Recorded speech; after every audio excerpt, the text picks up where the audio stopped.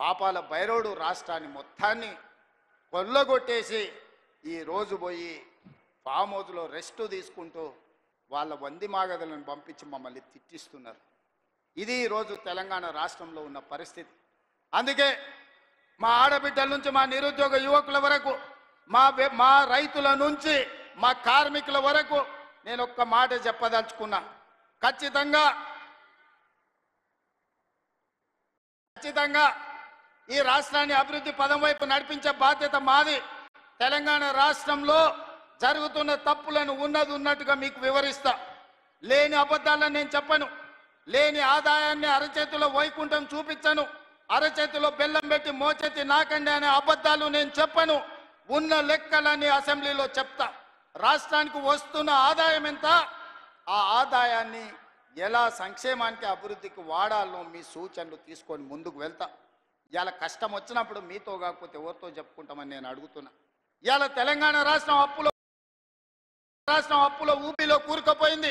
ఆయన గారు చేసిన అప్పులకు 88,000 కోట్ల అస్సలు కట్టినా, 64,000 కోట్ల మిత్తి కట్టినా, 1,53,000 కోట్లు 15 నెలల్లో కట్టాల్సిన పరిస్థితి వచ్చిందంటే ఎంత దారుణమైన పరిస్థితి తెలంగాణ రాష్ట్రం ఉందో మీరు ఆలోచన చేయండి.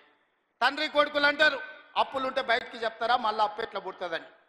నేను మళ్ళీ అప్పులు చేయదలుచుకోలే, పప్పు కూడు వండదలుచుకోలే. అప్పు చేసిన పప్పు కూడు ఎప్పటికైనా మనకు ముప్పే అని, అప్పు మనకు ముప్పు అని నేను స్పష్టంగా నిర్ణయించుకున్నా. అందుకే కూడ తీసుకొని తెలంగాణ రాష్ట్ర ఆదాయం పెంచుకొని ఆదాయాన్ని పెంచాలి, పేదలకి పంచాలి అన్న ఆలోచనతోని రాష్ట్ర ప్రభుత్వాన్ని ముందుకు నడిపించదలుచుకున్నాం. అందుకే మీరందరూ సహకరించండి, మీరందరూ అండగా నిలబడండి. మా శ్రీహరణ మళ్ళా పక్క నుంచి గన్పూర్కు నిధుల గురించి చెప్పమంటున్నారు. తప్పకుండా దీనికి సంబంధించిన అన్నీ మళ్ళీ నేను నిదానంగా వారితో మాట్లాడి ఇస్తా. ఎందుకంటే మిగతా ఎమ్మెల్యేలు కూడా ఉన్నారు, వాళ్ళందరూ నా దిక్కు కోపంగా చూస్తున్నారు. అన్నీ శ్రీహరణకే ఇస్తే మాకు మరి మా సంగతి ఏందని. అదేవిధంగా రాంపూర్ డంప్ యార్డ్ గురించి కూడా శ్రీహరణ పక్క నుంచి మా కావ్యమ్మ చెప్పినట్టుంది కాగితం రాసిస్తున్నాడు. తప్పకుండా డంపింగ్ యార్డ్ నుంచి మొదలు పెడితే స్టేషన్ గన్పూర్లో ఉండే సమస్యల్ని పరిష్కరించే బాధ్యత నాది. మిత్రులారా, ఎర్ర టెండునా మీరు అందరు కూడా ఇక్కడికి వచ్చిండ్రు. మీ ఆశీర్వాదం, మీ అండ ఉండాలి. 10 ఏళ్ళు ఏలినోళ్ళు 10 నెలలకే మమ్మల్ని దిగిపోమంటారు. 5 ఏళ్ళ కోసం కదా కుర్చీ ఇచ్చింది మీరు. ఇవాళ ప్రభుత్వ ఉద్యోగం ఇస్తే 35 ఏళ్ళు ఉద్యోగం ఉంటుంది అంటారు. 2 ఏళ్ళకే తీసేస్తే పోతుందా? చంద్రశేఖరరావు డెఫినెట్గా దుఃఖం ఉంటుంది, వాళ్ళ కుటుంబానికి బాధ ఉంటుంది. ఎందుకంటే ఆ కుర్చీలో ఉంటే వాళ్ళు మళ్ళా దోసుకోవడానికి అవకాశం ఉండే అని వాళ్ళు ఆలోచన చేస్తున్నారు. అందుకే మిత్రులారా, ఈరోజు ఈ తెలంగాణ రాష్ట్రాన్ని అభివృద్ధి పదం వైపు నడిపించుకునే బాధ్యత మనది. ఈ తెలంగాణ రాష్ట్రాన్ని పునర్నిర్మించుకొని మన భవిష్యత్ తరాల కోసము ఆదర్శంగా నిలబడే విధంగా తెలంగాణ రాష్ట్రాన్ని ముందుకు తీసుకువెళ్దాం. మీరందరూ అండగా నిలబడండి. మీకు దాచిపెట్టేదేమీ లేదు, ఉన్నది ఉన్నట్టు అసెంబ్లీలో మళ్ళీ చెప్తాను.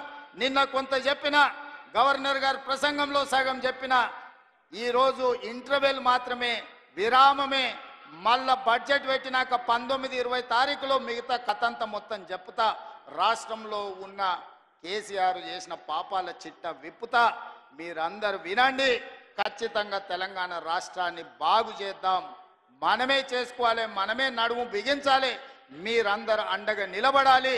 ఇంత మంచి కార్యక్రమాన్ని ఏర్పాటు చేసి మిమ్మల్ని అందరినీ కలవడానికి ఒక అవకాశం కల్పించిన పెద్దలు కడియం శ్రీహరి గారికి, ఇన్ఛార్జ్ మినిస్టర్ పొంగులేటి శ్రీనివాసరెడ్డి గారికి, అదేవిధంగా వేదిక మీద స్టేషన్ గన్పూర్ కాంగ్రెస్ పార్టీ నాయకులు, గ్రామస్థాయి నాయకులు, మండల స్థాయి నాయకులు, నియోజకవర్గ స్థాయి నాయకులు, జిల్లా నాయకులందరూ కూడా వేదిక మీద ఉన్నారు.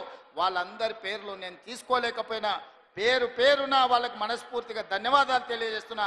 మరీ ముఖ్యంగా మా ఆడబిడ్డలకు మిట్ట మధ్యాహ్నమైన ఎర్ర టెండ ఉన్నా అన్నం తినకుండా మీ సోదరిని ఆశీర్వదించడానికి కూర్చున్నందుకు మా ఆడబిడ్డలందరికీ కూడా ప్రత్యేకంగా ధన్యవాదాలు తెలియజేసి సెలవు తీసుకుంటున్నది. మిత్రులారా,